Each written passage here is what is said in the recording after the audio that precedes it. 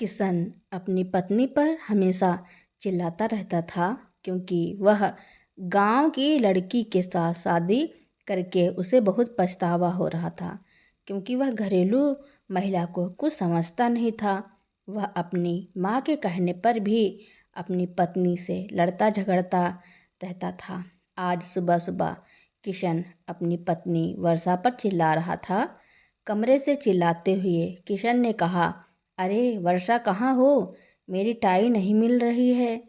तुमसे कितनी बार कहा है कि कपड़ों के साथ मेरी मैचिंग की टाई निकाल कर रखा करो, पर तुम्हें कपड़ों को मैच करने की बिल्कुल अक्ल नहीं है। कितनी बार समझा चुका हूँ, लेकिन तुम्हारे गोबर जैसे दिमाग में एक बात भी मेरी समझ में नहीं आती है।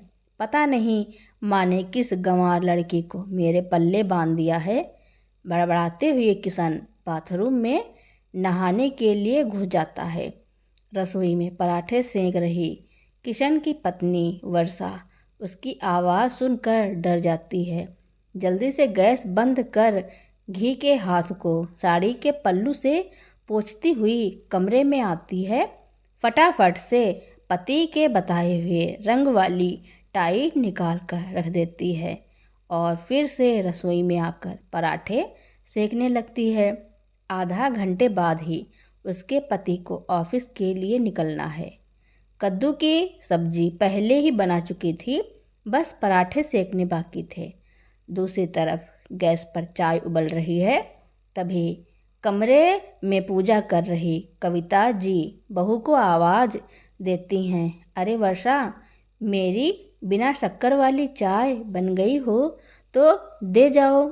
माँ जी अभी लाई। इतना कहकर फटाफट से वर्षा अपनी सासू माँ की चाय उनके कमरे में ही पहुँचा देती है। वर्षा पराठे सेक कर टिफ़िन पैक कर ही रही थी कि फिर से किशन की कड़क आवाज़ पूरे घर में गूंजती है, वर्षा, तुमने शर्ट पर प्रेस नहीं की? तुम्हें पता है आज मेरी कितनी इम्पोर्टेंट मीटिंग है? मुझे यह पीली वाली शर्ट ही पहननी थी। तुमसे एक काम ढंग से नहीं होता है। मेरी तो मति मारी गई थी जो मैंने तुमसे शादी किए लिए हाँ किया था। पता नहीं किस गंवार के पल्ले मेरी माँ ने मुझे बांध दिया। हड़बड़ाती हुई वर्षा कमरे में आई और अपने पति के गुस्से को देखकर दरवाजे पर ही ठिठक के खड़ी हो गई। तो चिल्लाते हुए किशन कहता है, अब उधर खड़ी खड़ी मेरा मुंह क्या देख रही हो? जल्दी से शर्ट पर प्रेस करो, मुझे ऑफिस जाने में देरी हो रही है। वर्षा फटाफट से ड्रॉअर से प्रेस निकाल कर शर्ट पर प्रेस करने लगती है।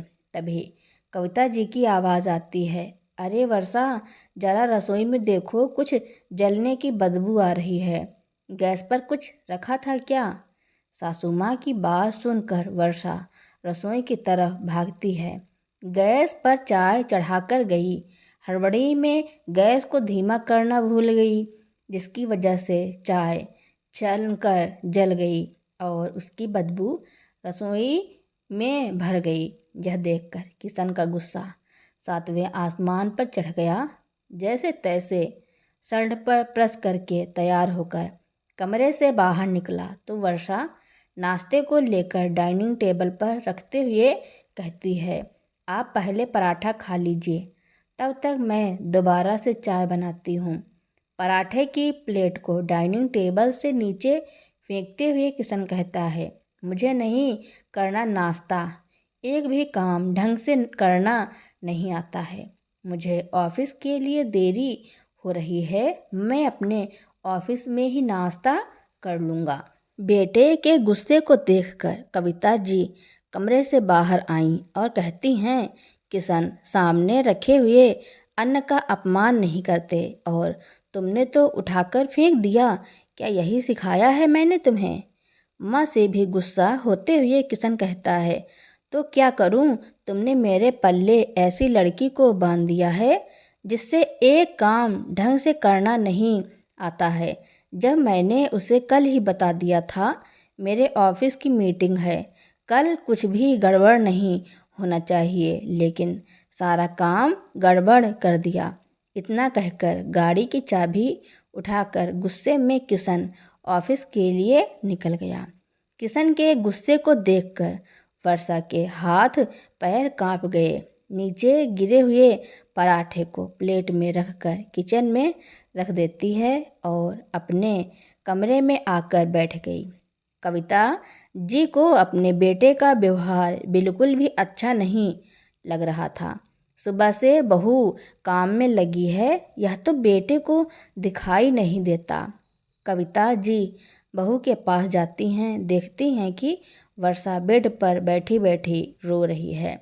कविता जी ने वर्षा के सर पर हाथ फेरते हुए कहा, बहू, बेटे की बात का बुरा मत मानना। थोड़ा सा चिड़चिड़ा है, लेकिन धीरे धीरे उसे सब समझ में आ जाएगा। आने दो, आज मैं समझाऊंगी कि बहू से इस तरह से बात क्यों करता है। कविता जी के ममता भरे हाथ जब वर्षा के सर पर पड़े तो वह उनके गले लगकर फूट फूट कर रो पड़ी और उसके दिल की सारी भड़ास निकल गई। कहती है, माँ जी, क्या मैं इतनी बुरी हूँ? क्या मुझे कोई काम करना नहीं आता है? जो किशन जी बार बार मुझे अनपढ़ गंवार कहते हैं और बार बार मुझे यही ताना देते हैं कि मुझे कोई भी काम ढंग से करना नहीं आता है। क्या सच में मुझे कोई काम करना नहीं आता है? मेरे मामा जी तो कहा करते थे कि मैं सारे काम बहुत अच्छे से कर लेती हूँ, लेकिन जब से शादी हुई है तब से ऐसा लगता है कि मैं सारे काम भूल गई हूँ।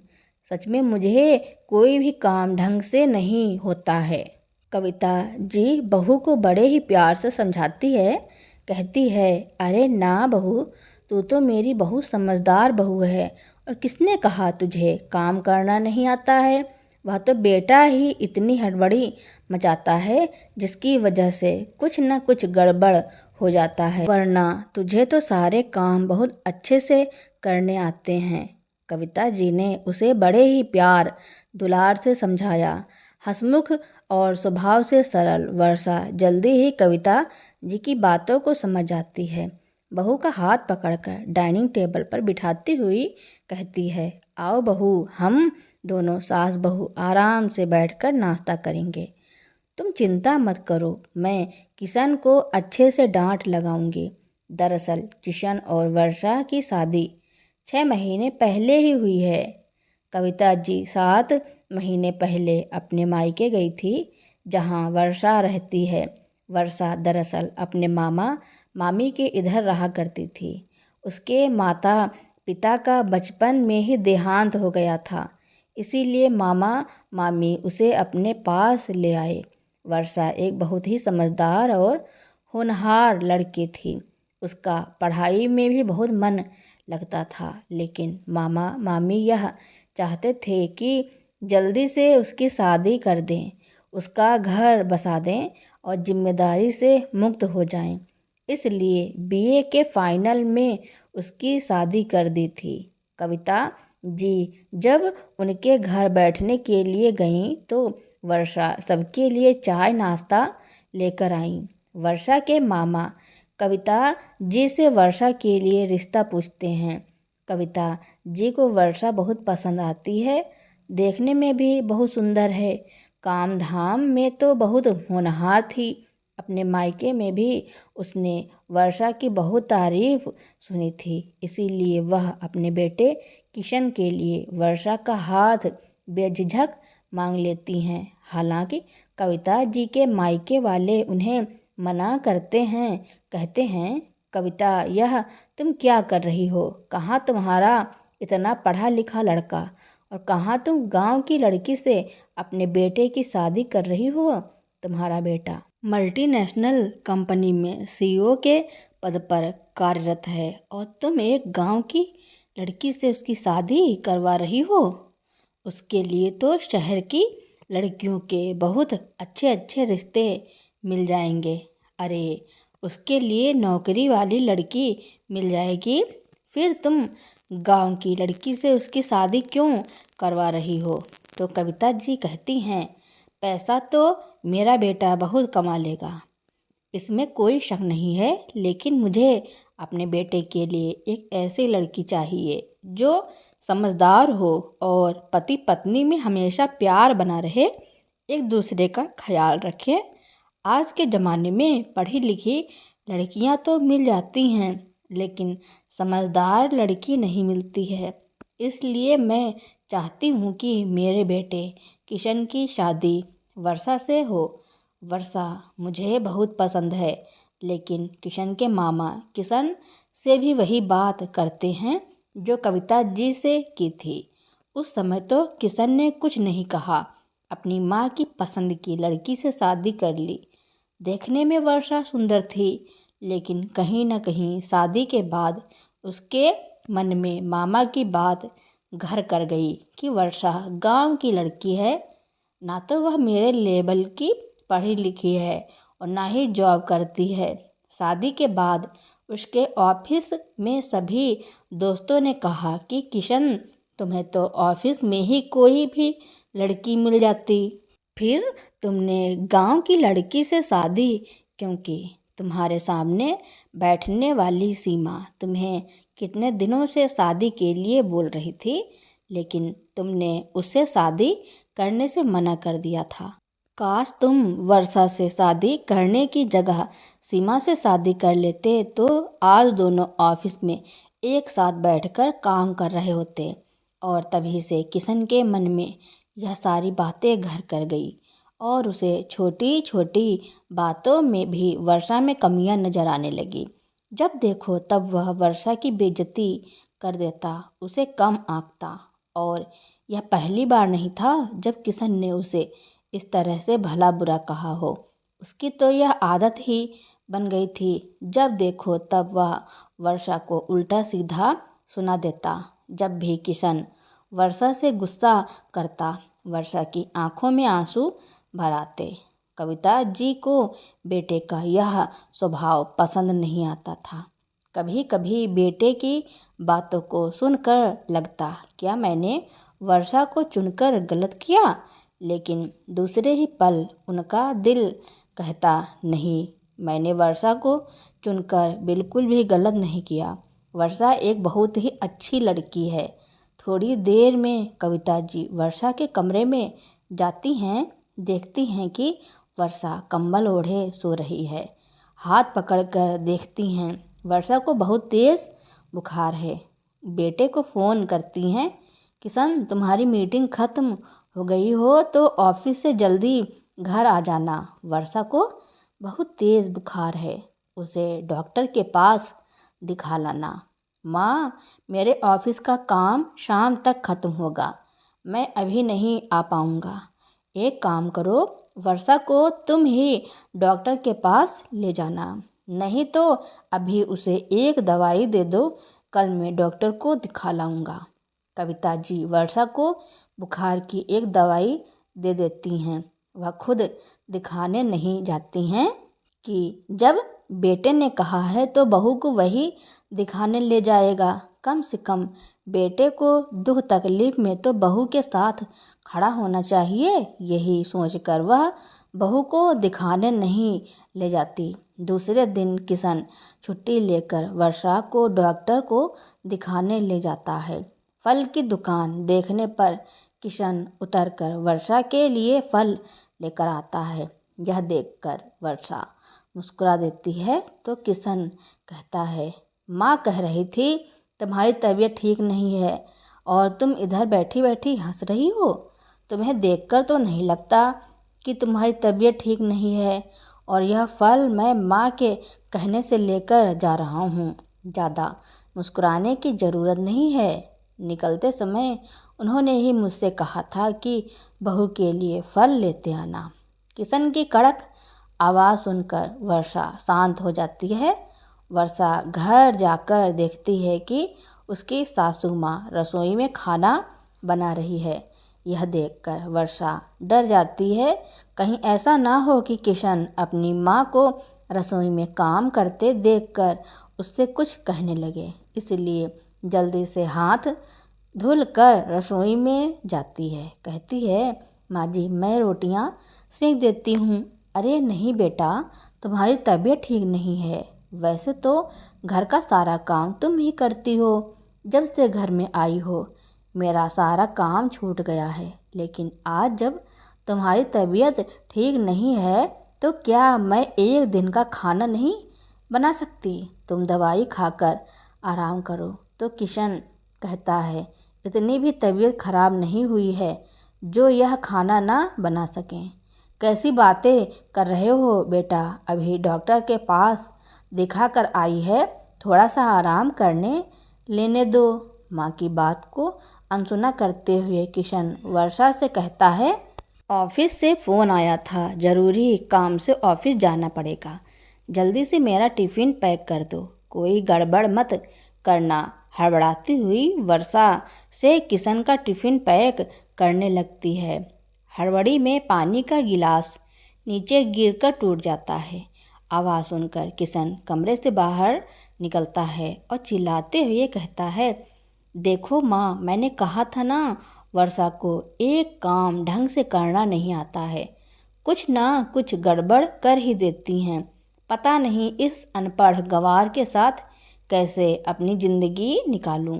वैसे तो वर्षा हमेशा सारे काम बहुत सलीके से करती थी, लेकिन जैसे ही किशन की कड़क आवाज़ सुनती तो उससे काम बनने की जगह बिगड़ जाते। जल्दी जल्दी में वह कांच के टुकड़े बटोरने लगी, जिससे उसके हाथ में कांच चुभ गया। खून निकलने लगा, लेकिन किशन इन सारी चीज़ों को अनदेखा करके ऑफिस के लिए निकल गया।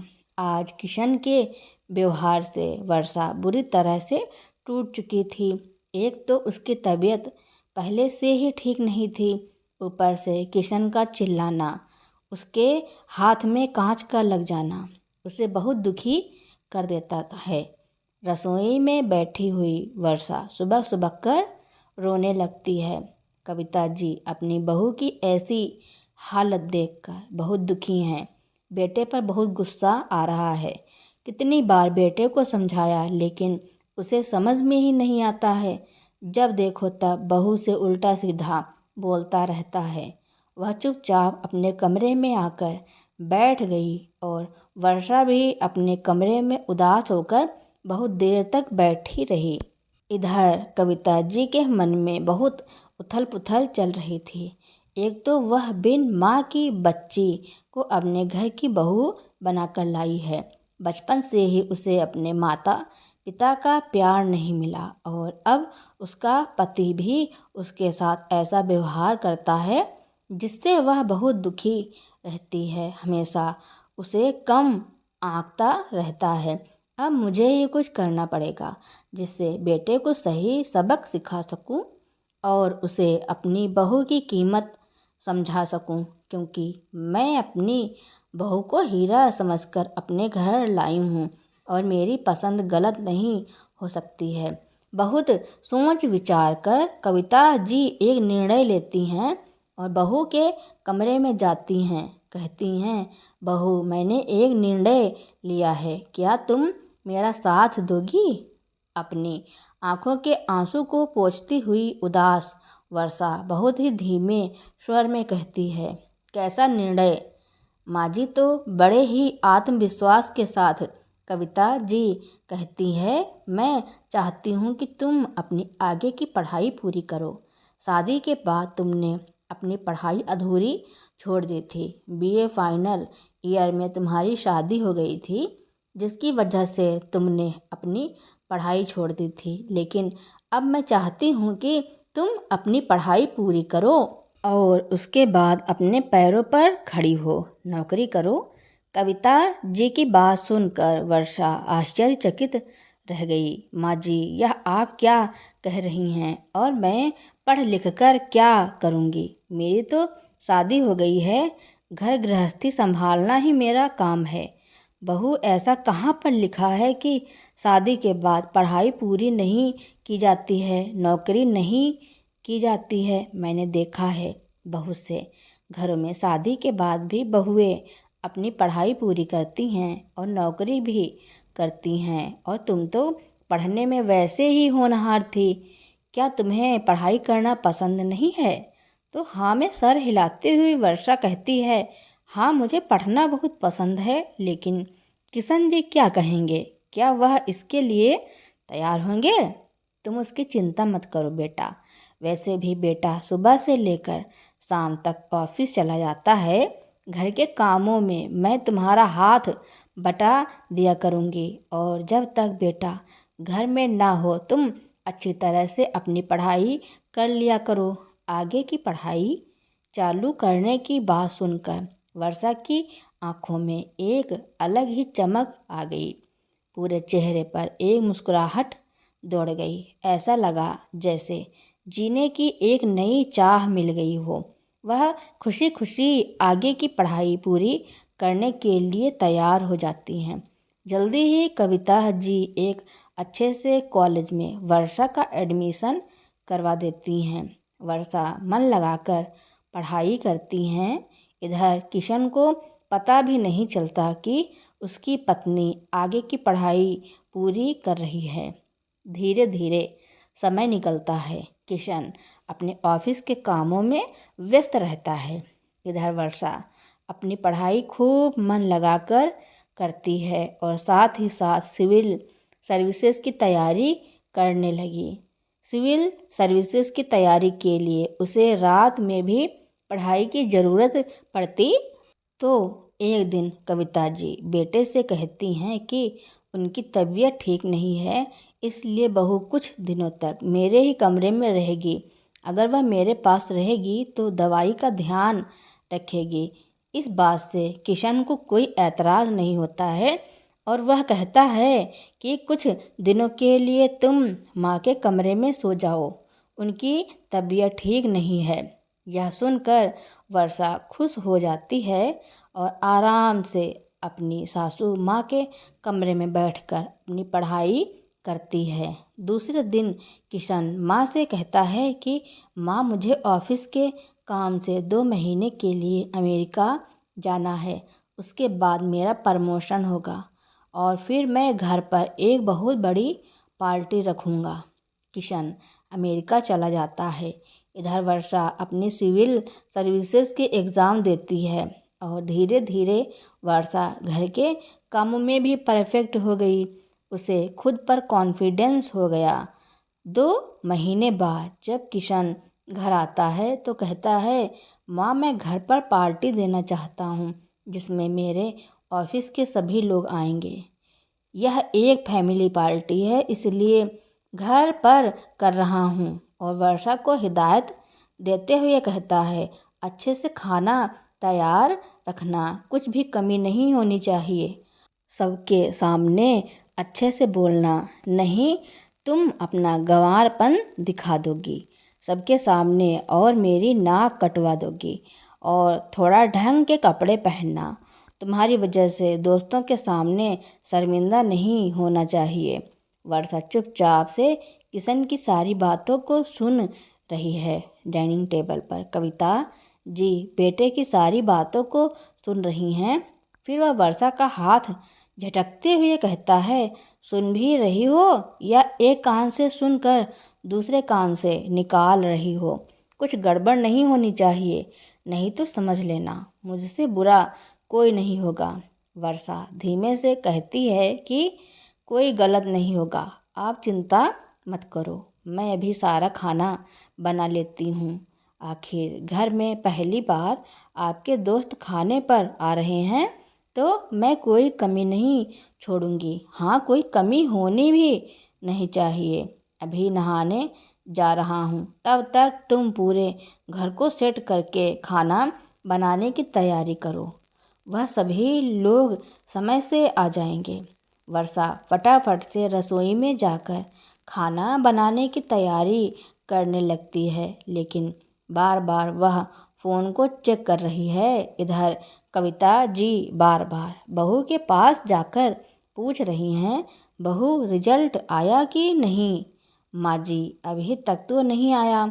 दरअसल आज सिविल सर्विसेज के रिजल्ट आने का दिन है, इसलिए वर्षा बार बार फ़ोन को चेक कर रही है। एक तरफ तो उसके घर में पहली बार पति के दोस्त खाने के लिए आ रहे हैं, तो वह इतना सारा खाना बना रही है। दूसरी तरफ उसका मन अपने रिजल्ट पर लगा हुआ है कि पता नहीं उसका रिजल्ट कैसा आएगा। दिल बड़ा धक धक कर रहा है। फिर वर्षा कामों में इतना व्यस्त हो जाती है कि उसे समय का पता ही नहीं चलता। दोपहर होते होते किशन के सभी दोस्त अपनी फैमिली के साथ घर आ गए। वर्षा उन सबसे नमस्ते करती है। उसके बाद सबके लिए चाय नाश्ता पानी का इंतजाम करती है। तभी उन्हीं में से एक दोस्त की पत्नी कहती है, अरे वर्षा, तुम भी आओ ना, हमारे पास बैठो। मैं जब से आई हूँ देख रही हूँ बराबर काम में लगी हुई हो, ठीक से बात भी नहीं की। यह सुनकर किशन को लगता है कि कहीं ऐसा ना हो कि मेरी पत्नी कोई गड़बड़ बात कर दे, सबके सामने मेरी नाक कट जाएगी। कहता है, अरे भाभी जी, उसको रसोई में बहुत सारे काम हैं, पहले उसको काम कर लेने दो, फिर आराम से आपके पास बैठेगी। जाओ वर्षा, पहले खाना लगाने की तैयारी करो। इस तरह से वर्षा को रसोई में भेज देता है। किशन की मंशा को कविता जी बहुत अच्छी तरह से समझ रही हैं कि वह जानबूझकर वर्षा को किसी से बात नहीं करने दे रहा है, उसको अनपढ़ गंवार समझ रहा है। वह मन ही मन भगवान से प्रार्थना करती है कि हे भगवान, आज मेरी बहू की नौकरी लगवा देना और फिर मैं अपने बेटे को उसकी गलती का एहसास करवाऊंगी कि मेरी हीरे जैसी बहू को अभी तक सुनाता आया है। तभी उन्हीं में से एक दोस्त कहता है, अरे पता है, मेरी वाइफ ने सिविल सर्विसेज का एग्ज़ाम दिया है, आज उसका रिजल्ट आने वाला है, वही बार बार फ़ोन पर चेक कर रहा हूँ। किशन कहता है, अच्छा भाभी जी सिविल सर्विसेज की तैयारी कर रही थी, यह तो बहुत बढ़िया बात है, आज रिजल्ट आने वाला है। हाँ, अभी तक आया नहीं, सुबह से इंतज़ार कर रहा हूँ। तभी किशन रसोई में आता है और वर्षा से कहता है, देख रही हो मेरे दोस्त की पत्नियाँ कितने बड़े बड़े एग्ज़ाम की तैयारी कर रही हैं, तुमने तो सिविल सर्विसेज एग्ज़ाम का या उसका नाम भी नहीं सुना होगा। तुम क्या जानो यह सब, बस रसोई में खाना पकाओ, यही सब तुम्हारा काम है। तभी किशन को डाइनिंग टेबल पर अपने दोस्तों की बधाइयों की आवाज़ सुनाई देती है। फिर वह उधर चला जाता है और पूछता है, क्या हुआ? तो सभी कहते हैं, अरे रिजल्ट आ गया है और मेरी पत्नी ने सिविल सर्विसेज को पास कर लिया है। यह सुनकर सभी खुश हो जाते हैं और तालियां बजाने लगते हैं। तो उसकी पत्नी पूछती है, जरा देखो ना टॉप किसने किया है, पहले नंबर पर कौन आया है? किशन का दोस्त कहता है, किसी वर्षा मिश्रा ने टॉप किया है। वर्षा मिश्रा का नाम सुनकर किशन कुछ समय के लिए सन्न रह गया, क्योंकि वर्षा मिश्रा उसकी पत्नी का भी नाम है। लेकिन दूसरे ही पल सोचता है, अरे वर्षा मिश्रा नाम की कितनी लड़कियां होती हैं, उसकी पत्नी अकेली थोड़ी ना है, और वह क्या जाने यह सब उसने अपनी पढ़ाई कब की छोड़ी हुई है। तभी फ़ोटो देखकर उसका दोस्त कहता है, अरे यह तो फ़ोटो किशन की पत्नी की है। अपने दोस्त की यह बात सुनकर किशन चौंक जाता है, फटाक से उसके हाथ से मोबाइल लेता है और देखता है कि सच में फ़ोटो में जो फ़ोटो लगी हुई है वह उसकी पत्नी वर्षा की है, और टॉप किसी और ने नहीं बल्कि किशन की पत्नी वर्षा मिश्रा ने ही किया है, जिसे देखकर किशन को भरोसा ही नहीं होता है। किशन के होश उड़ गए, हक्का बक्का खड़ा रह गया। तभी कविता जी कहती हैं, क्या देख रहा है बेटा, यह मेरी बहू वर्षा ही है जिसने सिविल सर्विसेज में टॉप किया है। मैं तो पहले ही कहती थी मेरी बहू हीरा है हीरा, पर एक जौहरी को ही हीरे की परख होती है, हर कोई हीरो को नहीं परख पाता है। अब ऐसी परख हर किसी में थोड़ी ही होती है। किशन के सभी दोस्त यह सुनकर कहने लगते हैं, बधाई हो किशन, तुमने कभी बताया नहीं कि भाभी जी सिविल सर्विसेज की तैयारी कर रही हैं। अरे वह तो इतनी पढ़ी लिखी हैं, अब वह इतनी बड़ी अफसर बनने वाली हैं। और सभी लोग वर्षा को बधाइयाँ देने लगते हैं। कविता जी गर्व से कहती हैं, हाँ अब जल्दी ही मेरी बहू एक जिले की अधिकारी बन जाएगी। फिर बेटे की तरफ देखते हुए कहती हैं, अब कोई उसे अनपढ़ गवार नहीं बोलेगा। मेरी बहू सबसे ज़्यादा पढ़ी लिखी है।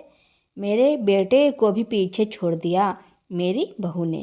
अपनी माँ की बातों को सुनकर किशन शर्म से पानी पानी हो जाता है। उसे अपने हर एक बुरे बर्ताव याद आने लगते हैं कि सच में उसने वर्षा के साथ कितना गलत बर्ताव किया है। हमेशा उसे नीचा दिखाया है, भला बुरा कहा है, अनपढ़ गंवार बोला है। इतनी बार मैंने उसे रुलाया है, एक बार भी उसे से माफ़ी नहीं मांगी। शायद मैंने ही उसे समझने में गलती कर दी थी। मेरी माँ सच कहती थी कि वर्षा एक बहुत ही होनहार और समझदार लड़की है। शर्म की वजह से किशन जमीन में नजरें गड़ाए हुए है। आज उसकी अपनी पत्नी वर्षा से नजरें मिलाने की हिम्मत नहीं हो रही है। किशन के सभी दोस्त वर्षा की तारीफ करने लगते हैं और कहते हैं, सच में आंटी जी तुम्हारे लिए हीरा खोज कर लाई हैं। भाभी बहुत ही होशियार है और खाना भी कितना लाजवाब बनाया है। भाभी के हाथ के खाने का कोई जवाब नहीं है, वह तो हर काम में परफेक्ट है। अपनी पत्नी की तारीफ सुनकर आज किशन को एहसास हो रहा था कि सच में उसकी पत्नी ने कितनी खूबियाँ थी, लेकिन आज तक उसे दिखाई नहीं दी। हमेशा उसे ताने ही मारता रहा। कल थोड़ी देर पहले तक जिस वर्षा में उसे 1000 कमियां नजर आती थी, आज उसी पत्नी से किशन नजरें नहीं मिला पा रहा है। थोड़ी देर में सभी दोस्त चले जाते हैं। घर में सभी के बार बार फ़ोन आ रहे हैं और सभी वर्षा के बारे में पूछ रहे हैं, वर्षा को बधाइयाँ दे रहे हैं। आज कविता जी और किशन बहुत खुश हैं। तभी किशन वर्षा के पास आता है और कहता है, वर्षा मैंने तुम्हें पहचानने में बहुत बड़ी गलती कर दी है। तुम्हें हमेशा डांटता फटकारता रहा, तुमने कभी कुछ नहीं कहा, हमेशा कमियां निकालता रहा। तुम्हें इतना भला बुरा कहा, उसके लिए मैं तुमसे माफ़ी मांगता हूँ। तो कविता जी बीच में बोलती हुई कहती हैं, अच्छा बेटा, आज तुमने देखा कि बहू ने इतनी बड़ी परीक्षा पास कर ली है और वह जिले की अधिकारी बनने वाली है, तो तुम्हें बहू में खूबियाँ नजर आने लगीं। बल्कि सुबह तक तो मेरी बहू को तुम ताने ही दे रहे थे, कितना कुछ सुना रहे थे। इतनी आसानी से तुम्हें माफ़ी नहीं मिलेगी। मेरी बहू ने इतने सालों तक तुम्हारी खरी खोटी बातें सुनी हैं, तो उसे भी तुम्हें माफ़ करने में थोड़ा समय लगेगा। माँ की बात सुनकर किशन चुपचाप से कमरे में चला जाता है। आज पहली बार किशन शांत होकर अपने कमरे में गया है, वरना हमेशा वर्षा ही किशन की डांट खाकर चुपचाप कमरे में बैठ जाती थी। किशन को अपने किए पर बड़ा ही पछतावा है। वह वर्षा से कटा कटा रहा करता है, ढंग से बात भी नहीं करता, आत्मग्लानि से भरा हुआ है। बार बार वर्षा से माफ़ी मांगता है और अंत में वर्षा उसे माफ़ कर देती है और कहती है, आज के बाद किसी को कम मत समझना। भले ही कोई कम पढ़ा लिखा हो या ज़्यादा पढ़ा लिखा हो सकता है जो क्वालिटी उसमें हो आप में हो। भले ही मैं आज जिला अधिकारी बन गई हूँ, लेकिन कल तक मैं एक मामूली सी हाउसवाइफ थी। तो क्या जो काम मैं कर लेती थी, क्या वह काम आप कर सकते थे? मेरे जैसा खाना बना सकते थे? क्या मेरी तरह घर को संभाल सकते थे क्या? तो जो खूबियाँ मुझ में हैं वह आप में नहीं हो सकती, और जो आप में है तो ज़रूरी नहीं है कि मुझ में भी वही सारी खूबियाँ हों। हर कोई अलग होता है, तो उसकी अच्छाइयाँ बुराइयाँ भी अलग अलग होती हैं। और जब हम पति पत्नी होते हैं तो हमें एक दूसरे की अच्छाइयाँ बुराइयों के साथ ही स्वीकार करना चाहिए। हर किसी में सिर्फ अच्छाइयाँ हों ऐसा तो संभव नहीं है। हाँ वर्षा, मैं तुम्हारी बात को बहुत अच्छी तरह से समझ रहा हूँ और अब मैं किसी के साथ भी कोई भेदभाव नहीं करूँगा, ना ही किसी को नीचा दिखाने की कोशिश करूँगा। मैं अपनी इस गलती से सब कुछ सीख चुका हूँ। अब किशन वर्षा की बहुत इज्जत करता है, उसे बहुत मान सम्मान देता है। यह सब देखकर कविता जी को अपने बेटे पर बहुत गर्व होता है। अब पति पत्नी का रिश्ता बहुत मजबूत हो चुका था। कुछ समय बाद वर्षा की जॉब लग गई, वह भी अपनी जॉब करने लगी। तो दोस्तों, कविता जी ने अपने बेटे को सबक सिखाने के लिए जो किया उसके बारे में आपका क्या कहना है और यह कहानी आपको कैसी लगी कमेंट में ज़रूर लिखना। मेरी कहानी सुनने के लिए आपका बहुत बहुत धन्यवाद।